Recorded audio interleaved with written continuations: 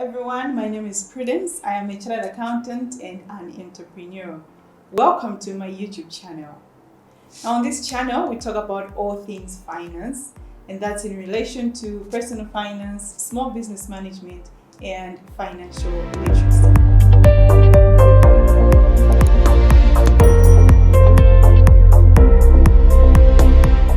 In this particular video, I'm going to be sharing with you the 5 lessons that my divorce taught me about money. Before I continue, I want to welcome all returning subscribers. Thank you so much for hitting that subscribe button and returning to this new video. And if you're new to this channel, then I ask you to please go ahead and hit that subscribe button and that notification bell so that you're notified every time we upload new videos. Now, there's this concept of marriage. Marriage is a beautiful thing, and it's a beautiful gift that God bestowed upon humanity. And when somebody's walking down the aisle, there's nobody who's thinking that, I'm going to get married today and divorce in 2 to 3 years' time. Nobody thinks like that. You all want to walk down that aisle and go into your forever after. But sometimes life happens, and one of the sad things that happens in life is divorce. So, as with any other major life event, there's always lessons embedded in something as sad, as traumatic as a divorce or death, So, I am going to be sharing with you the 5 lessons that I learned through my divorce. So, I'm going to be focusing specifically on the financial aspect of it because marriage is very broad. It's a broad spectrum and there's so many areas to it. But because on this channel we only talk about financial things, I'm going to be talking specifically about the lessons that I learned in relation to finance. So lesson number 1 is that you need to discuss financial decisions openly and frequently. So this is between the two of you, the two partners, the husband and the wife. You need to discuss financial decisions openly and frequently. And these topics, ideally, they should even start before you walk down the aisle. So financials should be a frequent topic during your courting period. And things that you can discuss during that time are, how you're going to be earning your living. Is each one of you going to be working full-time? Are you going to go into business? Is one spouse going to be working, one looking after the business? Or is one spouse going to be working and the other looking after the home? Discuss those things. Discuss any debts that you may each have, or you have them between the both of you. Discuss things like retirement, discuss things like savings, having emergency funds, going on vacation, what kind of lifestyle that you see, but surrounding the financial aspect of it. I've come to realize that money topics are not a common topic among us as Malawians in general. When you're talking about money, it's just in passing, even down to the household level. Money topics are not as discussed as openly and as frequently as they should be, because money is like an everyday thing. You spend money wherever you go. You either are spending or earning. There's always an exchange of money happening. And the same thing with our school systems. They teach us a lot of things, but not specifically these money things, like how you're going to be spending your everyday life surrounding regarding to money. As for myself, I learned money things because I studied accounting, but how many accountants do we have? Not everybody can study accounting.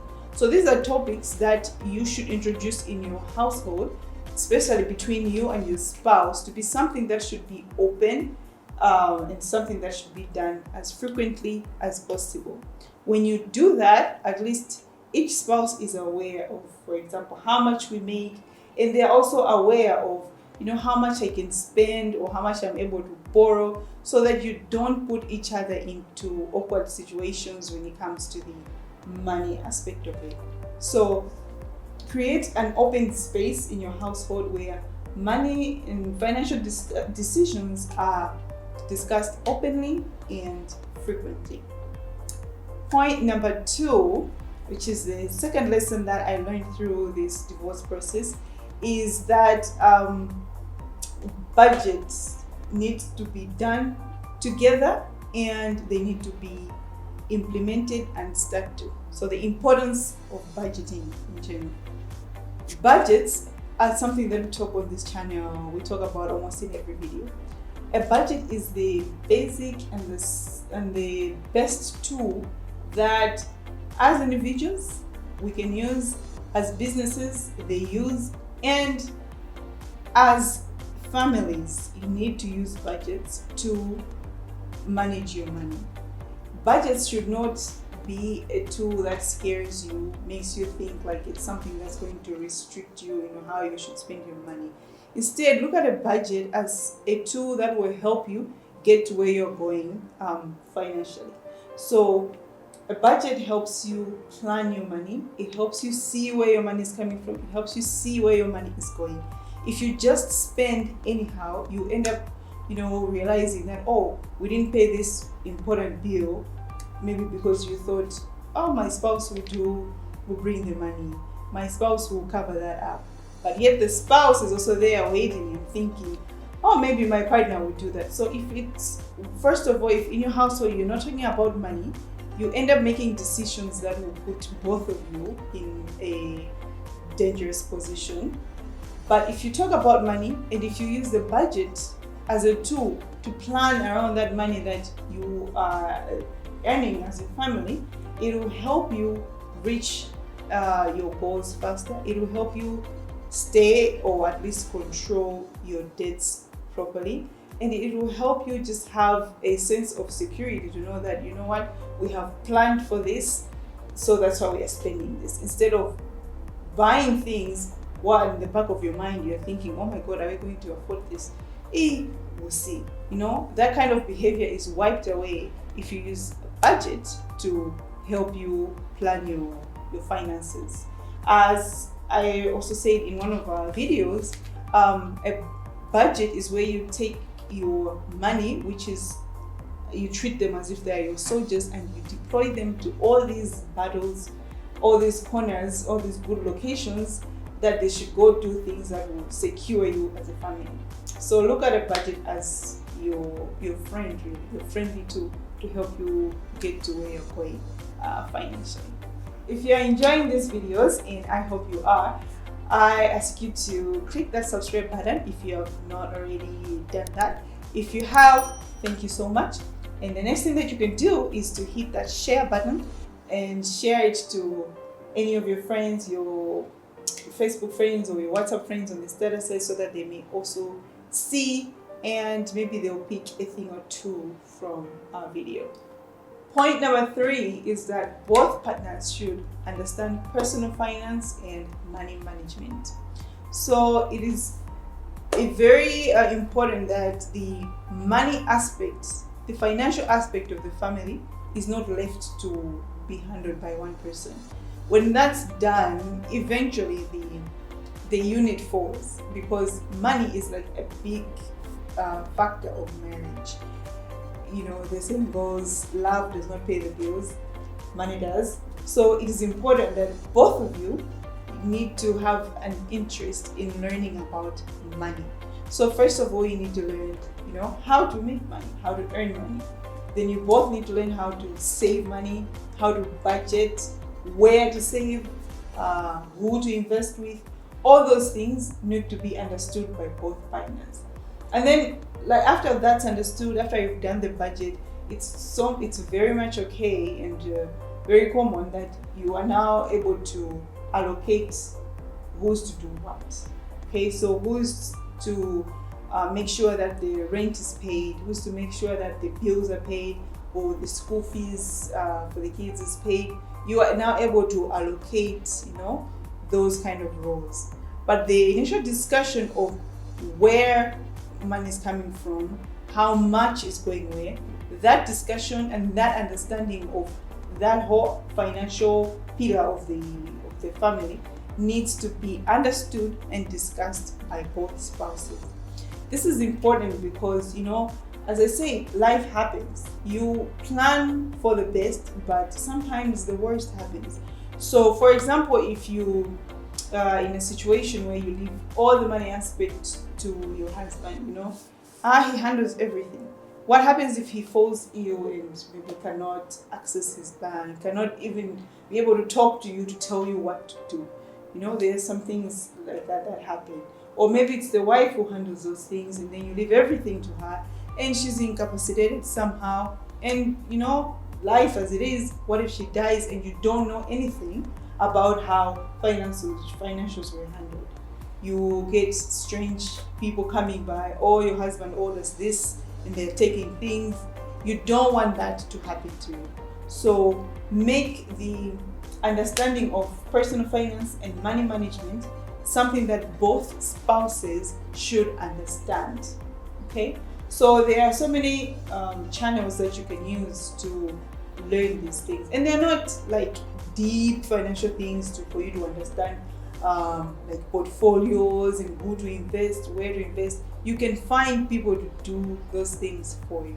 What you need to do is understand the basics: income, expenses, what is an asset, what is a liability, what we should save, where we should save, how we should save. And then you can hire professional, people to help you, especially about the investing part. But understand the basics, especially the basics of budgeting, and that should be understood by both spouses. You can use YouTube by watching informative videos like this one, like this channel. You can use our channel to go through our videos and learn things about finance, about personal finance. You can use Google, just Google anything. Google knows everything. So you can use Google to learn about money. There are some websites that have short courses like Udemy or Teachable, $5 courses a day that teach about the basics of money. So make that a priority, something that you and your spouse need to sit down and learn, so that when one spouse is not able to handle that aspect of finances, maybe a few things can delay here and there if that's what their main role is, but you'll still be able to cover the necessities. You don't want to put yourself in a situation where everything fails just because you didn't take a few hours to understand personal finance. So that is our third point, which is that both spouses need to understand and learn about money management. I would just like to take this opportunity to thank all our subscribers. I can't believe we're at 200 subscribers. Thank you so much for watching our videos. This is encouraging, and it's telling me that this is a subject, and these are topics that a lot of people are interested in learning. So this is encouraging, guys. Thank you so much for subscribing, and if you haven't already, please hit that subscription bell, because when you subscribe, the YouTube algorithm does its thing and it introduces our channel to like-minded individuals like you, who will also be able to watch our channel and learn a thing or two about personal finance. Lesson number 4 is the importance of making your own money. Now, I know there are so many different family dynamics where you agree to say that, okay, we'll both be working, or maybe just one of us will be working, and that's fine and good. But now I'm talking to you, the one who is like not the full-time breadwinner. It is very important that you find your own source of income. And that doesn't have to be like a full-fledged business. It can be a small thing, a small side hustle. If you, for example, like to bake, you can bake and sell, cakes or any of the pastries. You can, if you are an accountant like me, you can maybe do financial books for small businesses or even individuals in some instances. Like even selling kaunjika, you can buy a bale, So the reason behind it is that earning your own money gives you a sense of confidence, a sense of power. And the way you spend money that you've earned and money that you've been given is very different. And that budgeting habit, that budgeting aspect comes easier when you know that, you know what, I've sweated for this money, you know? So I'm not just gonna like spend it anyhow. It gives you a sense of discipline. So that's why it's important that you earn your own money. Now, there's nothing wrong with being taken care of, you know, having things bought for you and whatnot. A lot of people enjoy it. I enjoy it too. But allow yourself to experience that, especially if you haven't done that before. Allow yourself to experience the power of earning your own money. You will see and handle money differently when you are able to make your own money. So it is very important in a family setting that both spouses should be able to earn something. And it also gives, like, you're in a way giving support to your partner, the one who is maybe handling the majority of expenses. There's some other little things that it's nice to, you know, just handle them yourself. If the other partner is handling the major things like rent, food. So, you know, if you're a lady, maybe you want to go to the salon or just buy some airtime, it's nice for the other person to know that, you know what, she's got that covered. I don't have to buy literally everything. It also earns you some amount of respect when you're able to earn your own money. And I'm speaking so much to my gender because that's mostly how the situation is. But if it's the other way around too, it is very important for you as a husband to earn a little something as well, if you have agreed with your wife that she'll be like the breadwinner. So whether it's the husband or the wife, it's important that you earn something to assist the one that's like handling the money. And the last lesson that my divorce taught me is that you need to hope for the best, but always, always, always plan for the worst. So again, life happens. We all want it to be as blissful as it can be, but sometimes it just isn't. So when I say planning for the worst, it really just goes to about the topic about savings. You discuss as a household, but make sure that whatever it is you're earning, spending by paying the bills, there should be an aspect of saving. Do not skip that aspect.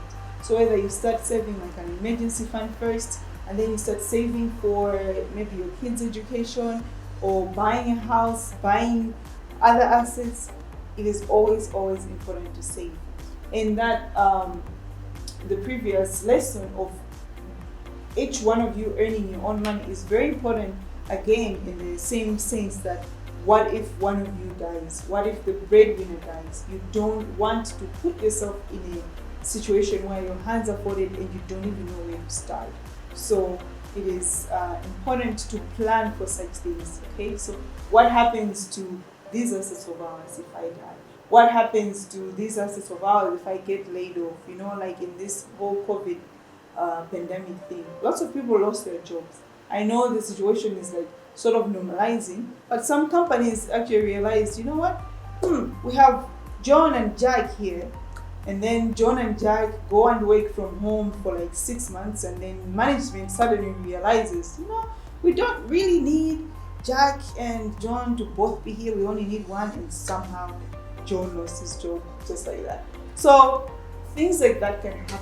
You may lose your job, the breadwinner may lose their job, they may die. So plan for those kind of instances. And especially like the death thing, it's almost like a taboo to discuss what will happen if I die in this country.